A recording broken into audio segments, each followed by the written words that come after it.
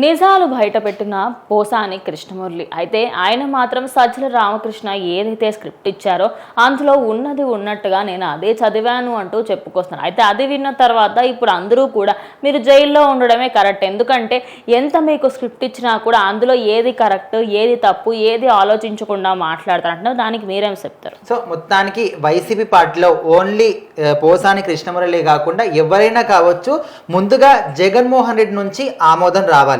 ఎవరు మధ్యలో స్క్రిప్ట్ ఇచ్చినప్పటికీ కూడా అదంతా కూడా ఫస్ట్ జగన్మోహన్ రెడ్డికి వినిపిస్తే ఆయన ఓకే మీరు ఇది మాట్లాడాలనుకుంటున్నారా, ఆయన ఓకే చెప్తే ఈయన మాట్లాడాలి, లేకపోతే లేదు. సో ఏదేమైనప్పటికీ కంప్లీట్గా ఒక డైరెక్టర్ కావచ్చు, సూత్రధారి ఎవరంటే జగన్మోహన్ రెడ్డి అనుకోవచ్చు. సో మొన్నటి వరకు అంటే నిన్నటి వరకు కూడా ఆయన ఏ క్వశ్చన్ అడిగినా కూడా, ఏ విధంగా అడిగినా, ఎవరు అడిగినా కూడా నాకు తెలియదు, మర్చిపోయా, గుర్తులేదు, రిపీట్ మోడ్లో ఏ క్వశ్చన్ అయినా కూడా ఇదే మాట చెప్పారంట. కాకపోతే ఇక నిన్నటి నుంచి ఇప్పటి వరకు చేసిన ఈ రిమాండ్లో అడిగిన క్వశ్చన్స్కి మాత్రం కొన్ని నిజాలు అయితే చెప్పడం జరిగిందంట.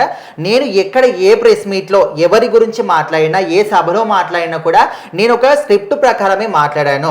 సజ్జల రామకృష్ణారెడ్డి నాకు ఏ విధమైనటువంటి స్క్రిప్ట్ ఇచ్చాడో, అందులో ఏ మాటలు మాట్లాడమని నాకు ఇచ్చాడో కంప్లీట్గా నేను అవే మాట్లాడడం జరిగింది. నాకు ఎలాంటి పర్సనల్గా సంబంధం లేదు. దానికి తగ్గట్టుగా నాకు నెలకు 3,80,000 వరకు కూడా నాకు మనీ కూడా ఇచ్చేవాళ్ళు అనే విధంగా కంప్లీట్గా ఆయన మాత్రం ఒప్పుకోవడం జరిగింది పోలీసులు ఎదుట. అయితే ఇది విన్న తర్వాత కూడా కొంతమంది అంటే నిన్న ఈ రోజు వరకు కూడా అసలు ఆయన ఏం చెప్తాడో, పోలీసులు ఏ క్వశ్చన్స్ అడుగుతారో దానికి ఆయన సమాధానం ఏంటి, మరి నిన్న వరకు కూడా నేను చెప్పను, మర్చిపోయా, ఈ విధంగా చెప్పిన ఆయన ఇప్పుడేమైనా చెప్తాడా?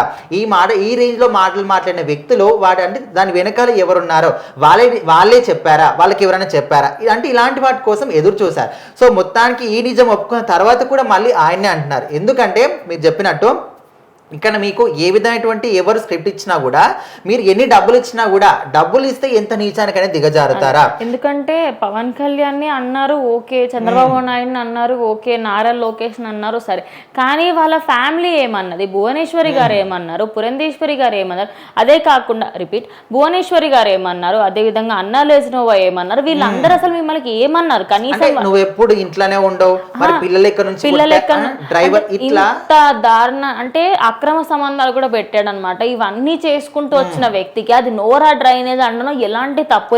ఎన్ని డబ్బులు ఇచ్చినా కూడా ఇంత నీచమా? ఒకవేళ ఇంకొక 10 లక్షలు ఇచ్చి మీ భార్య గురించే ఇట్లా మాట్లాడమంటారు, మీ పిల్లల గురించి ఇట్లా అప్పుడు మాట్లాడతారు. సో ఈ విధంగా కూడా ఇప్పుడు ప్రజలైతే క్వశ్చన్ చేస్తున్నారు. ఏదేమైనప్పటికీ ఒక వ్యక్తి గురించి మనం మాట్లాడేటప్పుడు మీరు ఎందుకోసం వెళ్ళారు?